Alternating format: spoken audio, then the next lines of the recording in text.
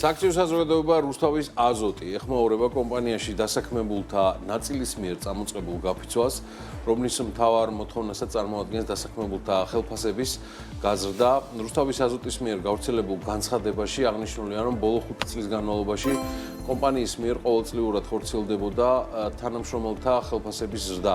აღნიშნული პრაქტიკის გაგრძელების მიზნით მიუხედავად კომპანიის წინაშე არსებული რთული ფინანსური მდგომარეობის და უამრავი გამოწვევებისა, კომპანიამ 2026 წელსაც მიიღო გადაწყვეტილება დასაქმებულთა პირობების გაუმჯობესების თაობაზე, რის ფარგლებშიც დასაქმებულთათვის შეთავაზებული იყო შემდეგი პირობები წლის დასაწყისიდან.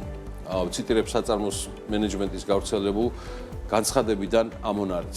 ხელფასების გაზრდა შარშან საშუალო ინფლაციის გათვალისწინებით, რაც გულისხმობს თითოეული თანამშრომლისთვის 100 ლარით ხელზე ასაღები ხელფასის მატებას, დასაქმებულთა ნაწილისთვის 25%-იანი პრემიალური დანამატის შეტანა ძირითად სახელფასო სარგოში, გვარჯილის სამქროში დასაქმებულ შემფუთველებისთვის უხარისხო ტომრების ამოღება და ხარისხიანი ტომრების ჩანაცვლება პროფკავშირის წარმომადგენლებთან შეხვედრის ფარგლებში შეჯერებული იყო. თებერვლის თვეში შეიქმნებოდა სამუშაო ჯგუფი, რომელიც იმსჯელებს სხვადასხვა აქტუალური საკითხის გონიურულ ვადებში მოგვარებაზე.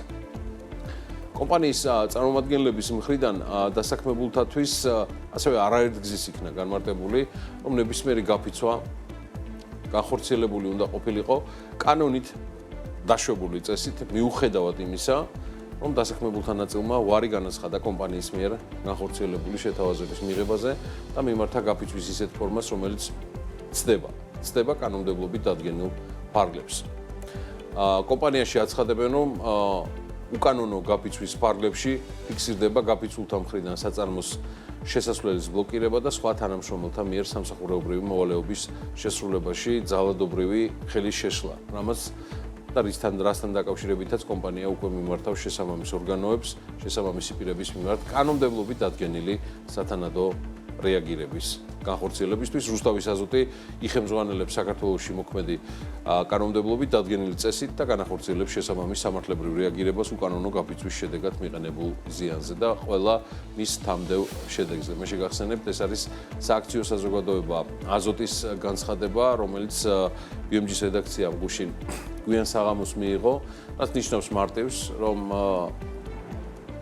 ბოლო წლების განმავლობაში პირველად აზოტის ხელმძღვანელობა შედის დავაში გაფიცულებთან, რათა სასამართლო და ადმინისტრაციული წესით დაამტკიცოს უკანონო გაფიცვის ფაქტი, რამაც შეიძლება ძალიან მძიმე შედეგი გამოიწვიოს პირველ რიგში გაფიცულებისთვის, გარდა იმისა, რომ გაჩერებულია თავად საწარმო, რომელიც უმსხვილესი ექსპორტიორია ქვეყანაში. ამიტომ ასეულობით ადამიანს, რომელიც ახლა ერთმანეთს შეჰყურებს და მე კარგად ვიცი, რაც ნიშნავს წარმოებაში მუშაობაც და გაფიცვაც, ეს არ არის ჩემთვის უცხო გარემო.